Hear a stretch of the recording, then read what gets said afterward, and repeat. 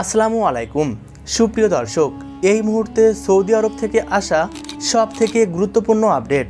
হ্যাঁ বন্ধুরা, বাংলাদেশ, ভারতবর্ষ এবং সৌদি আরবে ঠিক কবে নাগাদ পালিত হতে চলেছে এবছরের ঈদ উল ফিতর?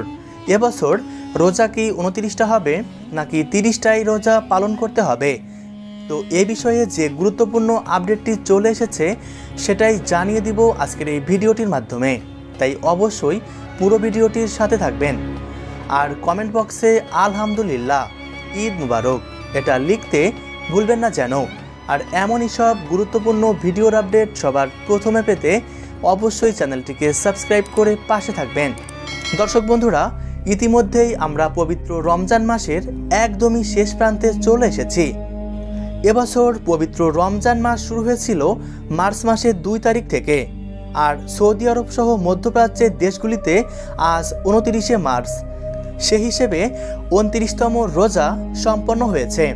এই মুহূর্তে দেশটির জাতীয় চাঁদ দেখা কমিটি চাঁদের উপস্থিতি পর্যবেক্ষণ করার জন্য সকল ধরনের পূর্ব প্রস্তুতি গ্রহণ করেছেন। এখন শুধু চাঁদ দেখার অপেক্ষা। যদি আজ 29শে মার্চ শনিবার সৌদিতে চাঁদ দেখা যায়, তাহলে 30শে মার্চ রবিবার সৌদি আরবে পবিত্র ঈদ উল ফিতর উদযাপিত হবে এবং তার পরের দিন অর্থাৎ 31শে মার্চ সোমবার ভারত ও বাংলাদেশে খুশির ঈদ উদযাপিত হবে।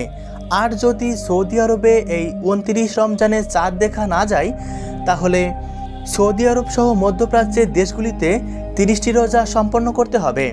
31শে মার্চ সোমবার পবিত্র ঈদ উল ফিতর সৌদি আরবে উদযাপিত হবে এবং তার পরের দিন অর্থাৎ 1 এপ্রিল মঙ্গলবার ভারত ও বাংলাদেশে খুশির ঈদ উদযাপিত হবে। সুপ্রিয় দর্শক, এই ছিল এখন পর্যন্ত সর্বশেষ আপডেট।